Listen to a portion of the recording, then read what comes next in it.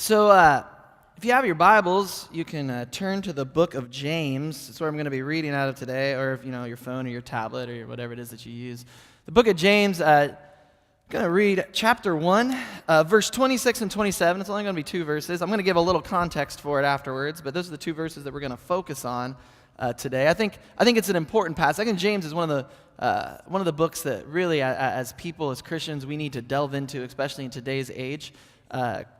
The world is looking for authentic Christians that live lives reflective of that which we believe, correct? That our walk talks louder than our talk talks, right? That those of us that engage with the Word and actually allow it to transform who we are, not just what we say we believe, but our belief acts out. And James hits on this over and over and over and over again, that it is important that we as Christians don't just sort of intellectually consent to a certain set of truths, nor do we just simply emotionally respond to a really cool bass line or drum part, but that we actually have belief, true actual belief. And to be a true believer, it transforms who we are and makes us different than we were before we actually encountered God.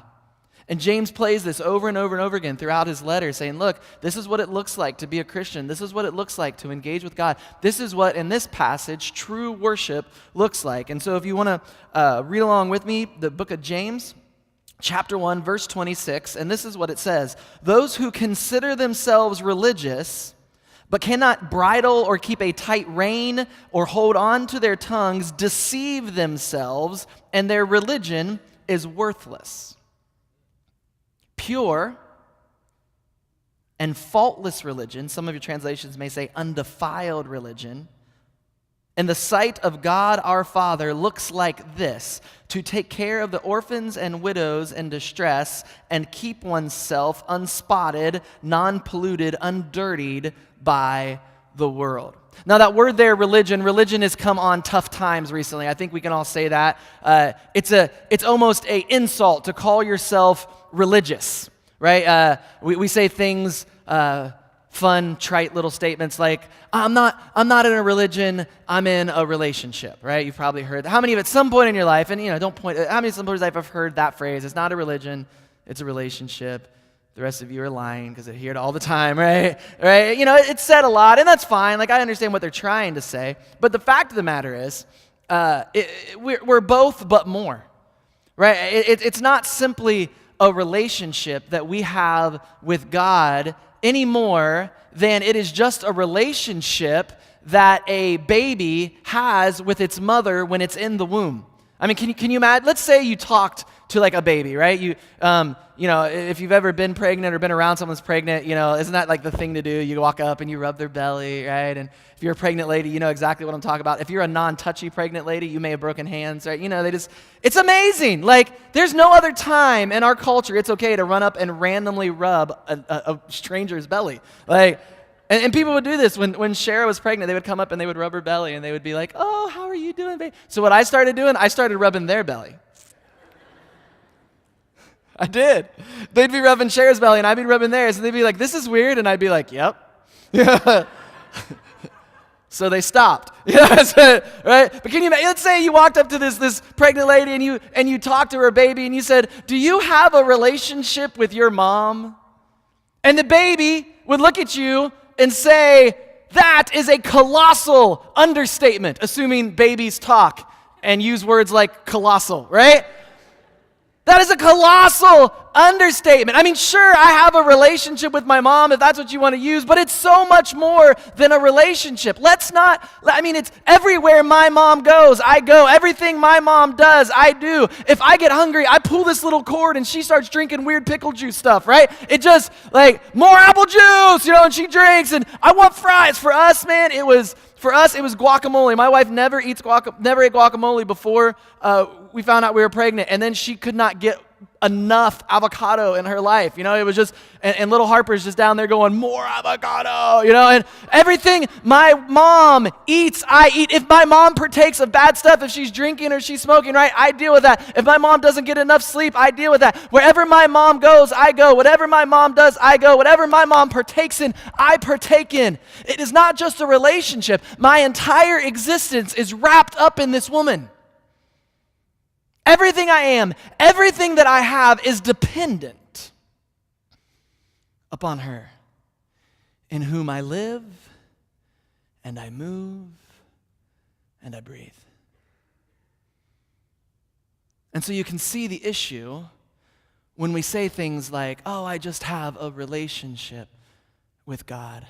No, you see, it is so much more than simply a relationship. It is the entirety of our existence. Everything that good that comes from us comes out of him. He is the one in whom we live and we move and we breathe. And so this word here, religion, doesn't mean religion in the way we think of it, actually. It literally means these sort of outside effects of religion. Truly, what religion is sort of an outward expression of this inward faith and belief that we have, right? I love my wife. That's sort of an inward thing. How do I show that? I take out the trash, even when she doesn't ask me to. That took 7 years for me to learn it's a loving act, but apparently it is, right? I put my phone in the box during dinner. We have a box that the phones go in. It's actually kind of a basket. She's actually seen online where they have these boxes that you can actually put a code on it, put the phones in the box and shut it, and then they're in there and it doesn't come unlocked until a certain amount of time is up. She wants to invest in one of those. It sort of freaks me out because I think she's going to put like 3 years on it. All right, and Joe's going to be like, we have an emergency, and I'm going to be like, I can hear it, but I don't know what's going on, Joe. I'm sorry, you're in the box, right? And so I've learned that there's certain actions that I do that show my wife my devotion and my love. Religion becomes this outward expression of the things that we do to show that we have a relationship, that we have an existence that is tied to God. And so what happens here is the word religion is actually explaining what does it look like to have worship in your life? What does it mean to be a worshipful person? That's what worship is, right? Worship is religious, and it's an outward expression of this thing that I have, this belief that I have, this faith that I have in my life. And so when I worship, it should be a natural outflow of what is already going on inside of me. And what that means is that worship is not tied to simply here in this building. Worship becomes every act of life. That if my existence is tied to God, if he's the main filter through which I view everything else, then everything I do, my job, the athletics that I play, my spouse and my relationships, my classwork, my homework. How is your homework worship going today? You're like, great, I'm doing it right now. I got class in 5 minutes, right? And so what James is telling us is that our lives should be reflective of what's going on in our hearts. That the lives that we live should be an entire life of worship and action of God. So let's reread that passage and give it a little context. Those who consider themselves worshipful but cannot control their tongues deceive themselves, and their worship is useless. True and undefiled, pure worship in the sight of God our Father is this: to look after the orphans and widows in distress and keep themselves unspotted by the world. He says worship is an act of our life, and what he's telling us in this first part is that which comes out of our mouth is an overflow of our heart. Does that sound familiar? That's a gospel passage, right? That which we speak reveals that which is already inside of us. And we're told in the Bible, right, that good water and bad water can't come from the same well. Praise and curses can't come from the same mouth. If we're going to say we're in a relationship with God, that which flows out of us has to be the same of that which is already within us. A couple years ago, I went to my brother and sister-in-law's wedding, and there, it was a great wedding. It was beautiful. We got there it was down in Virginia, and everything was just wonderful, and the wedding starts, and the bridesmaids come down, and they're all in their ugly dresses, because that's what you have to do at a wedding, right? You got to put the focus on the bride, so all the bridesmaids have to look bad. That's how it happens, right? And so they get kind of these weird, they're all coming down, and they're all excited, and they're happy. And the bride comes down, and she's all, she's just beautiful. There's no such thing as an ugly bride. And some of you are like, I disagree. But no, there's not. She looks so pretty, and she's coming down, and she's smiling, and she's happy, and they start to do their vows. vows, and in the midst of their vows, they're talking, she starts coughing. And it's just a simple kind of just like a cough. And out of nowhere, I am just like amazed, like the groom pulls a bottle of water. And I was like, what just happened? Like, what? Do it again. Like, he's a magician. Like, he's a wizard. I knew it. Like, I was blown away, right? And so she like chugs this water as if like her life depends on it. And so she drinks the whole bottle. It was unbelievable to me, right? And I'm like, look, he made it appear, she made it disappear. They're a team. Like, already they're going to be fine. Like, they're going to do this marriage thing. And so she drinks the water and she gets done. And then she doesn't know how to do it. And he grabs it and he literally in one step just goes and he squashes it and puts it back in his jacket. And I was like, he is the hero we may not need, but we deserve. You know, like this is right here, man. Like, I am just blown away by this guy. And then they keep doing their vows, and this is a true story, honest story. Right in the middle of it, they get to the place where they go, in sickness and in health. And right in the midst of that, I hear this sound, and it's a different sound than the cough. It goes like this.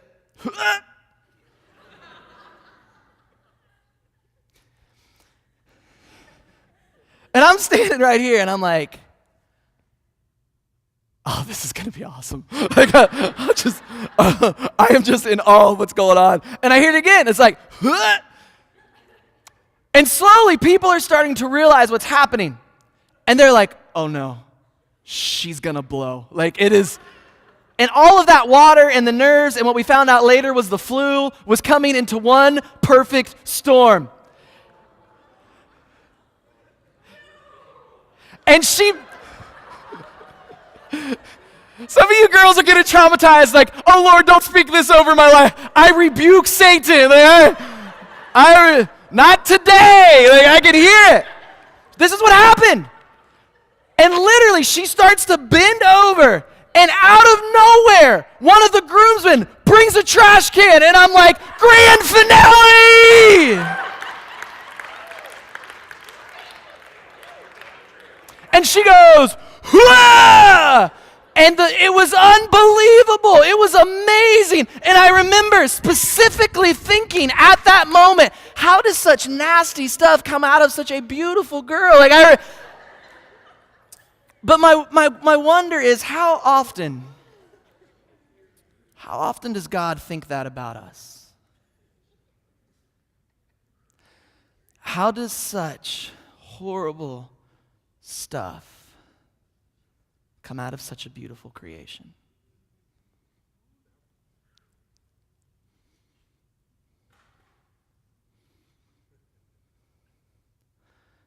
And James says, if we want our worship to be pure, if we want it to be real,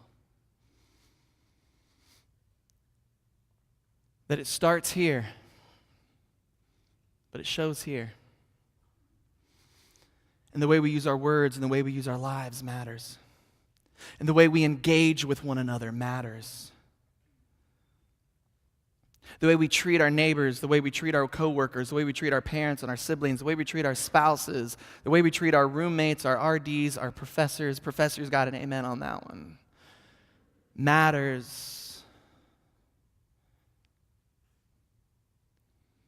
And James says pure, true religion, real religion that God is proud of, is religion that allows us to start to get a grip on our actions. That it is not how loud you sing or how high your hands are raised in here that pleases God. My dad has a phrase, he says, it is not how high your feet leave the ground when you're jumping during worship, but what you do with them once you land. Right? My dad is much more quotable than I will ever be. When he's gone, I'm just going to literally take his notebooks and preach his sermons, and they're going to be like, he got so much better. Like, what happened? I just been practicing, you know. James tells us that our lives matter. That it is a life of worship that matters. And that the overflow of our hearts should be praising, should be edifying, should be uplifting. That as Christians, the way we deal with one another matters. Listen to me, OCU students. As Christians, the way we deal with one another matters. So then James goes on. It's as if that's just an assumption for him. That's not a goal. That should be where we're starting.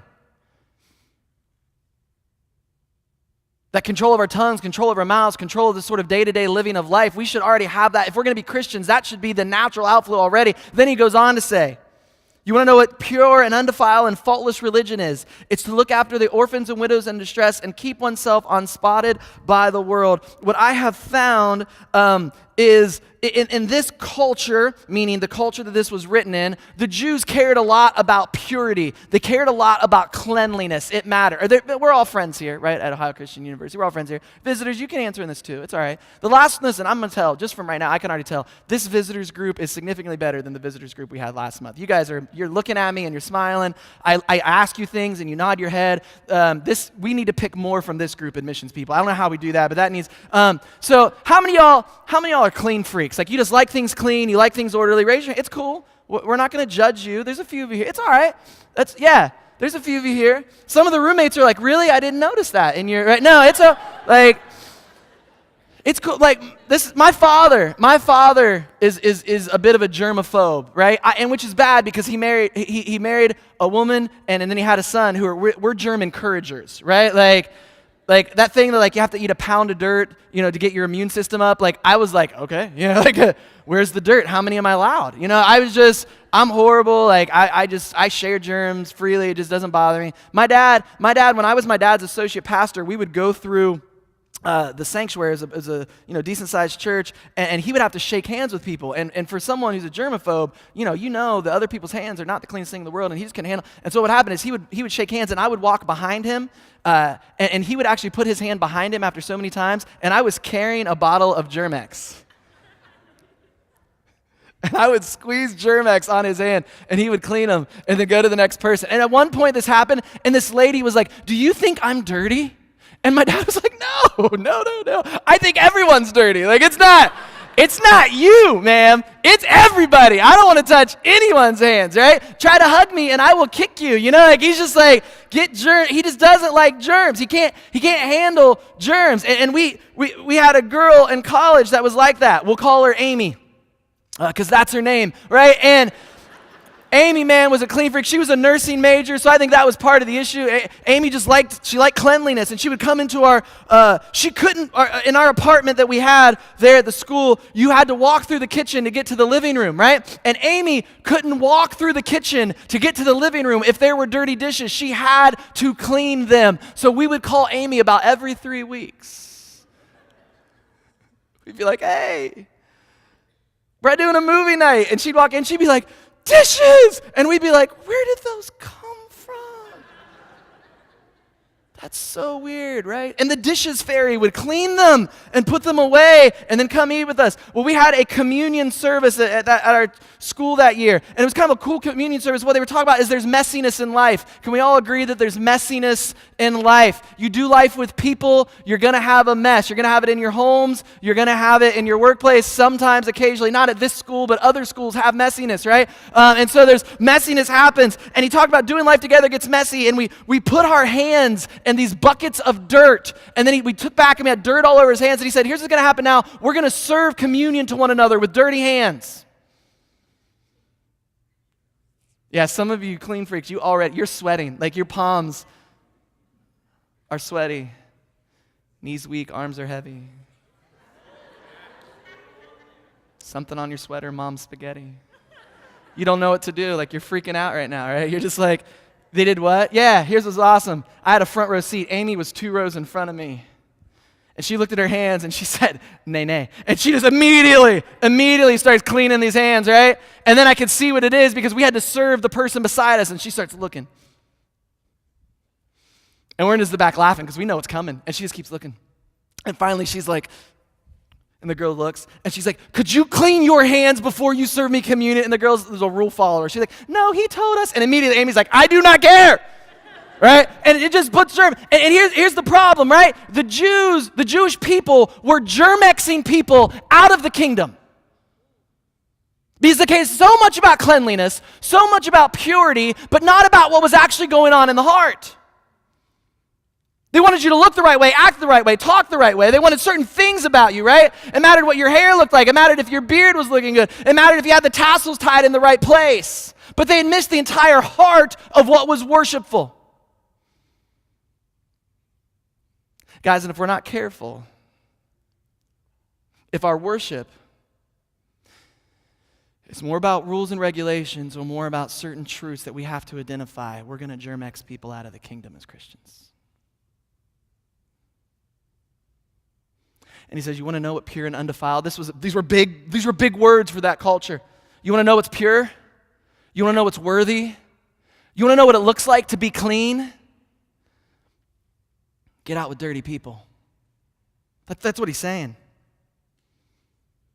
He's saying the way that we worship God is by engaging with those that are less than and other than. That our lives should reflect what we know about Jesus. What do we know about Jesus? That God thought that equality, that Jesus, who is the same as, decides that the divinity was not something to be clung to, something to be held to, something to be grasped tightly, but something to be released so that he could become like one of us. The incarnation, which is one of the most important doctrines, if not the most important doctrine that we so as Christians, right? We are Christians, followers of Christ. We should look like him, act like him, talk like him. And his message to us was, I gave up my rights. I gave up the things I was holding on to. I gave up I gave up all of this stuff so that I could become like you, so that you may know what it's like to be in right relationship with God and become like him. That's what the early church says. God became like one of us so that we might become like one of him. That Jesus showed us what it meant to be fully human, and he did that by allowing himself to be lowered. And we cling to our rights, and we cling to our wants, and we cling to our desires. We have become consumers of religion. What can you do for me today? Right? We become sermon tasters, connoisseurs. I didn't like the way he said that point B, that story. Not so funny. That song's too old, it's too new, it's too fast, it's too slow, too much drums, not enough drums. We need more lights, I need haze, I need lasers. Now you've triggered my epilepsy, right? It's just...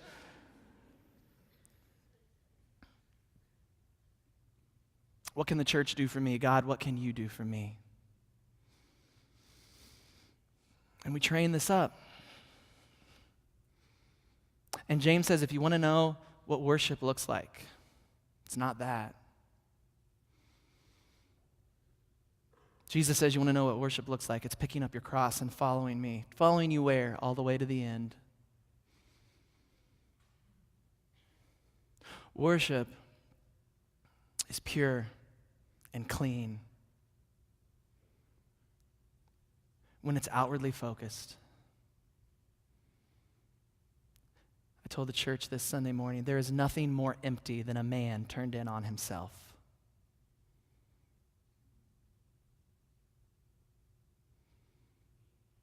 The writer of Ecclesiastes tells us vanity, vanity, emptiness, emptiness. If we're turned in on ourselves and we're not looking for an eternal purpose and we're not focusing outwards towards others, we're not worshiping. Well, we are worshiping. We're just worshiping the God of self.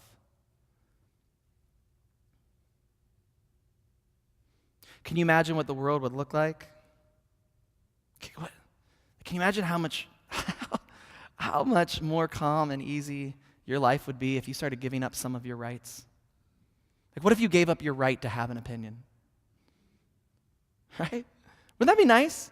Someone comes to you and says something stupid, and you know it's stupid, but you just kind of smile at them. Don't you have a point? No, why? Oh, I gave up my right to have an opinion. Go be dumb. You know how many less ulcers I would have if I would have figured that out earlier on in life? I gave up my right to have an opinion. I gave up my right to be right. Can you imagine what Facebook would look like if we gave up our right to be right? Oh, look, he wrote something I disagree with. Scroll. Isn't that freeing, right?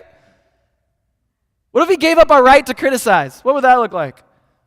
Man, that guy on stage is a doofus. I know. What if we gave up our right to need to be accepted? What if my worth wasn't tied to what you think of me, or what you think of me, or what you think of me?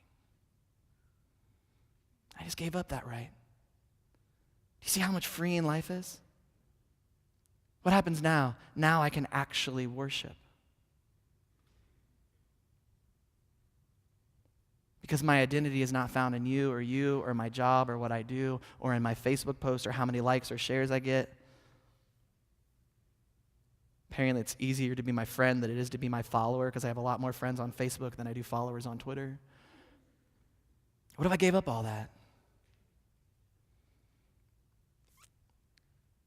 And what really mattered was whether or not I was breathing in the presence of the Spirit and then acting out worship in the people around me. How much different would Christianity be if that's what we were doing daily, hourly, moment by moment? That when we talked about being pure and we talked about being undefiled, we didn't talk about rules or legalism or hair length or what. We talked about the way we love, the way we engage. At University Church this last year, we've been trying hard to live what we call questionable lives, lives that cause people to ask questions. Lives that ask the people around us to wonder why it is that we as Christians act so oddly. They seem to like each other. Isn't that weird? I know. They don't argue. Why don't they argue? I don't know. It's weird. Let's go find out. They seem to love everyone, even the ones that persecute them and hate them. Well, now you're just talking crazy.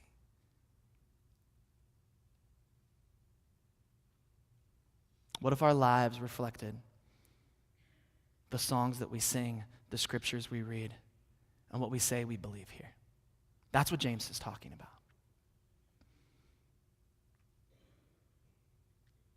He's saying the overflow of who we are should be tied to that which we say we believe. That out of our mouths should come praise and not curses. That out of our lives should come love and not judgment. And if you leave Ohio Christian University after 4 years and we haven't been able to convince you of that and help you engage in it, we have failed you.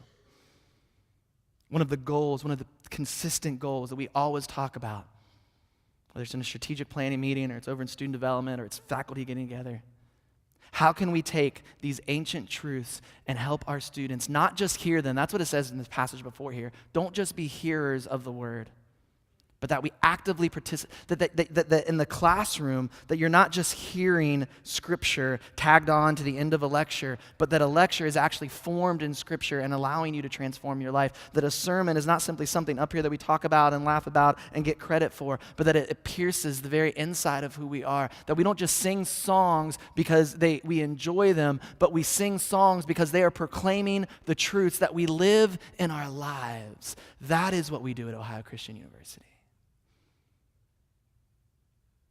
That everything we do is filtered through God, from God, and because of God. And that my life, when filtered that way, becomes an entire act of worship. Would you pray with me, please? Lord, I am thankful for universities like this that cling to you. I am thankful that we can set aside a piece of our day just to come and to worship you, and then to leave this place and go to our classrooms and worship you. And when we go to the cafeteria and eat, we worship you. And when we go to athletic events, we worship you. And when we are studying, we worship you. And Lord, when we go out on dates and we do our stuff, we worship you. And that our lives become an act of worship, an overflow of the change that you have wrought inside of us. That out of our mouths comes the overflow of our hearts, and in our lives it is revealed that we care about you and that we care about the people around us because we care about you. And Lord, we recognize here today that it is not about how loud or how good we sing in here, but how loud and how well we proclaim your love out there. Lord, may we be told by the world, may we be accused of living questionable lives. And may when people see us, they may not remember our face and our name, but they can say something like this: I don't know who they are, but they sure look a lot like Jesus. In Christ's precious and holy name we pray.